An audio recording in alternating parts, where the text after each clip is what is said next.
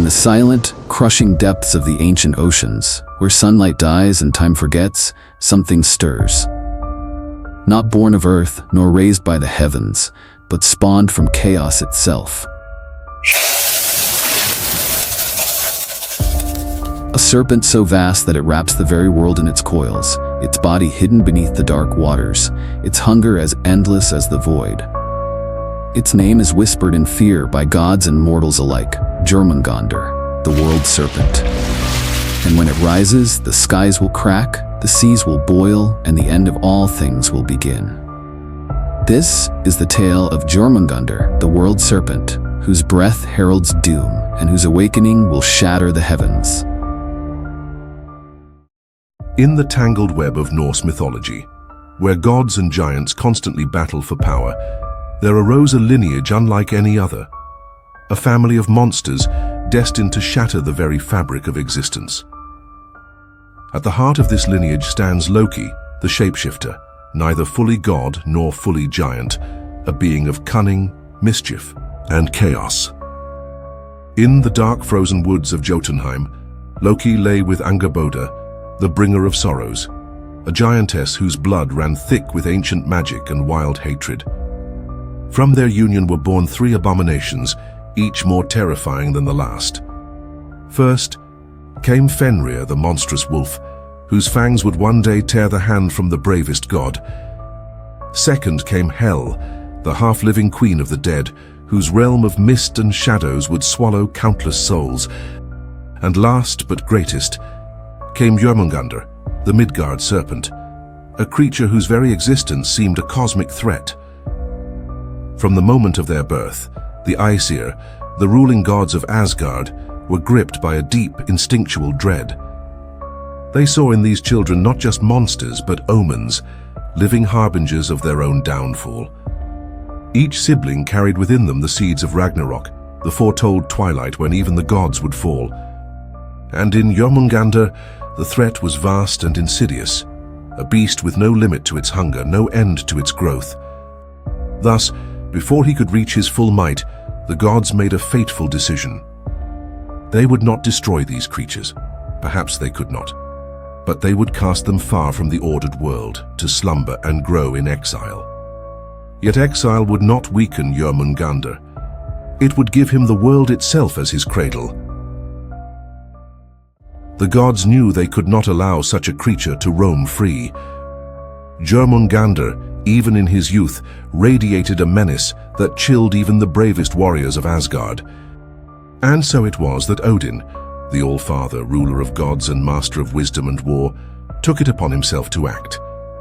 With grim determination, he seized the writhing serpent, whose body already stretched longer than any ship, wider than any hall. Calling upon ancient magics and unbreakable runes, Odin cast Jörmungandr out of the realms of gods and men. He hurled the serpent into the great encircling sea, the endless ocean that girdled Midgard, the world of humanity. There, in the cold blackness of the abyss, the gods thought the creature would vanish, lost to the crushing depths and forgotten tides. But the ocean did not devour Jörmungandr, it embraced him. In those dark, silent waters, he grew. Nourished by the primal forces of the world, Jörmungandr's body expanded beyond imagination. His scales became like iron, his eyes glowed like drowned stars. With time he became so vast that he encircled the entire world, his long, sinuous body coiling through the deep, unseen by mortal eyes. Eventually his tail found his mouth and he bit down, not in hunger, but in an eternal act of self-binding. Thus Jörmungandr became an endless circle, a living symbol of eternity, destruction, and rebirth. A serpent whose existence reminded the gods that no act of exile, no matter how powerful, could truly halt the forces of destiny. Beneath the waves, hidden from view, the World Serpent slumbered and waited, growing, coiling, dreaming of the day when the seas would shatter and he would rise once more. In the sagas whispered across cold hearths and ancient halls, the appearance of Jörmungandr defies human imagination. His body stretches across the fathomless deeps, thick as mountains, clad in scales darker than the void between the stars. Each scale is said to be harder than the finest iron, shimmering with an eerie, wet gleam that reflects no light. His eyes, vast, luminous orbs, burn with an ancient, malevolent wisdom, as if he alone remembers the chaos before creation and yearns to see it reborn. To glimpse Jörmungandr is to glimpse the end. When he moves, the oceans roil and thunder as though alive with terror. Waves rise as tall as cliffs. Entire coastlines are battered into ruin. His breath, thick and foul, poisons the very air above the waves, cloaking the sea in mists of death. His venom, more potent than any mortal toxin, seeps endlessly into the waters, cursing everything it touches, from the smallest fish to the great whales that roam the deep.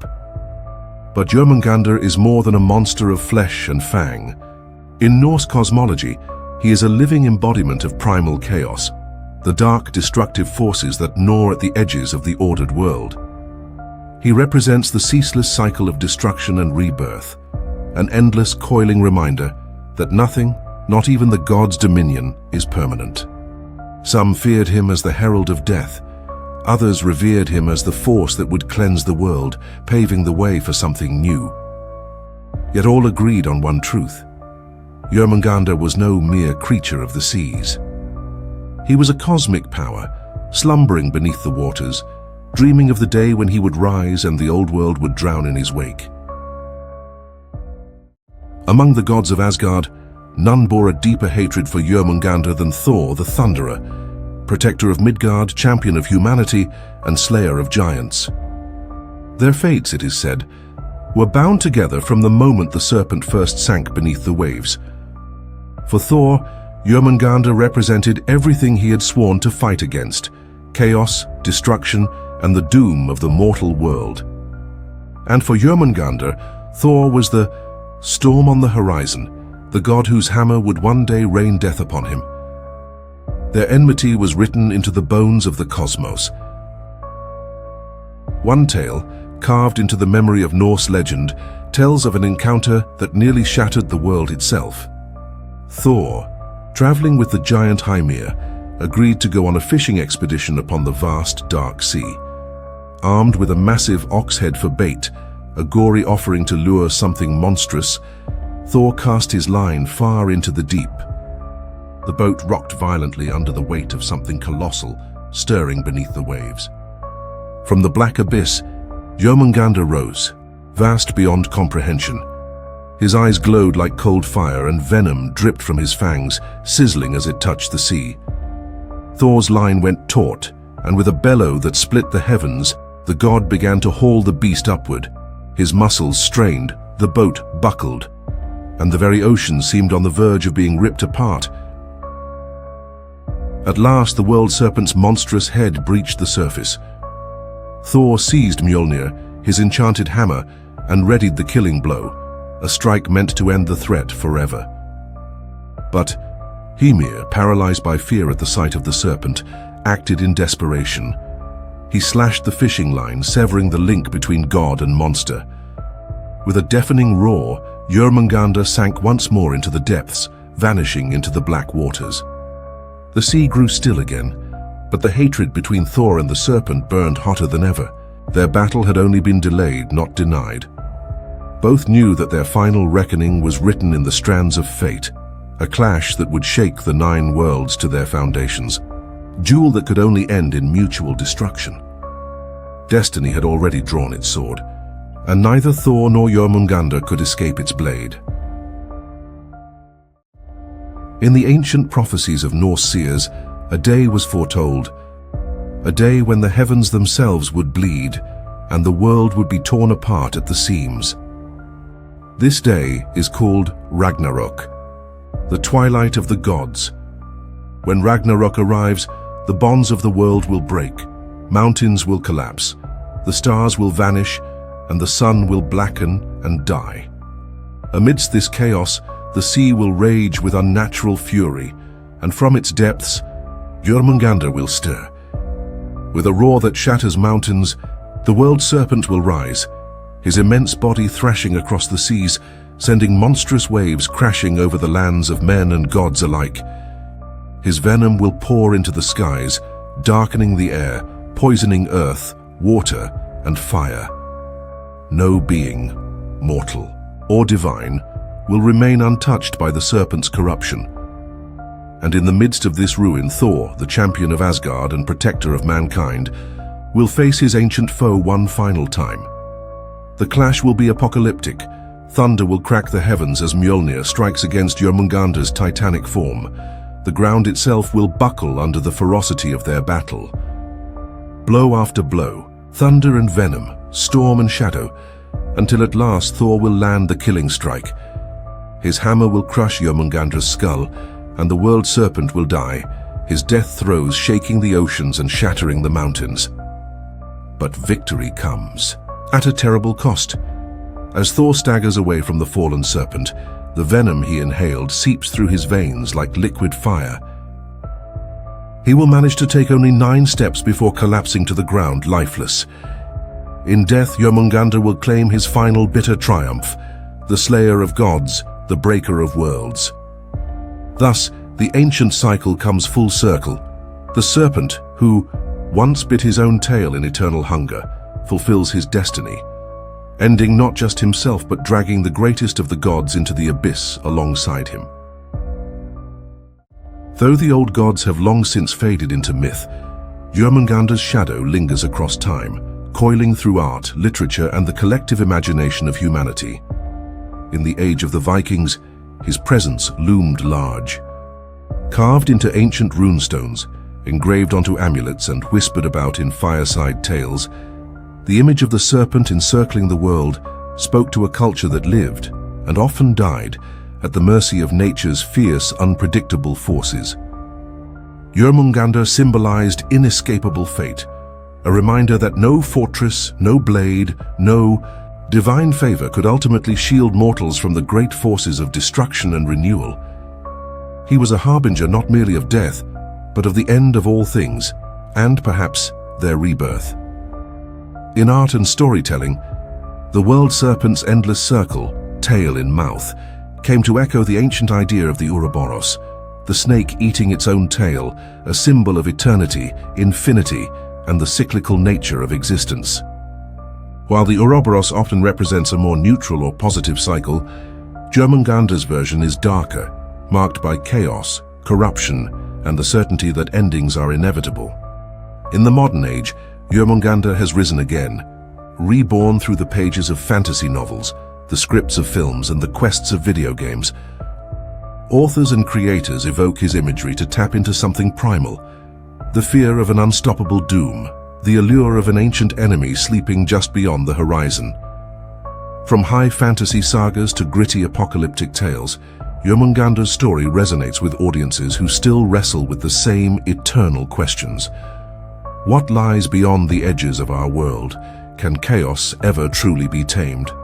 And when the final battle comes, who among us will stand, and who will fall?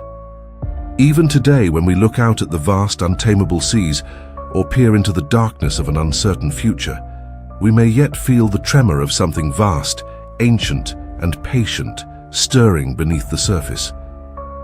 The World Serpent sleeps, for now, but his myth endures, coiled tightly around the heart of human fear, wonder, and the endless dance between creation and destruction. Beneath the frozen, churning oceans of myth and memory, Jörmungandr sleeps. His colossal body lies coiled around the world, unseen yet ever present, a silent sentinel at the edge of existence. He is not dead. He is not gone. He dreams, deep in the cold, black abyss where light dares not reach. His breath stirs the tides. His slumber rumbles through the bones of the earth, and one day the silence will break.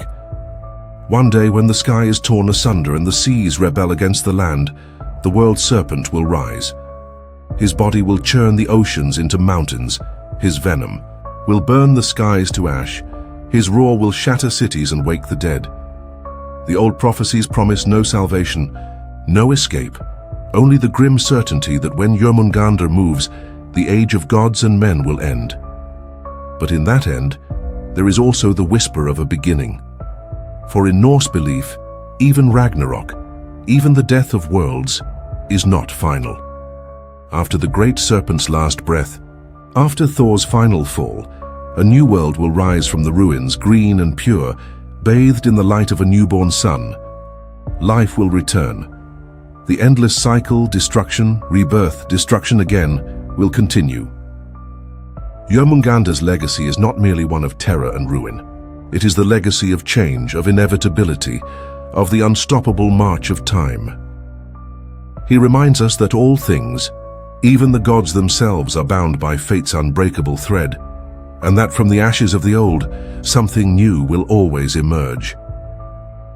Beneath our stories, beneath our fears, the World Serpent stirs still, a timeless force, patient and unyielding, waiting, watching, and when the time comes, when the world can no longer bear the weight of its own age, he will rise once more to end an era and to begin another. Thank you for watching. Please like, share, and subscribe.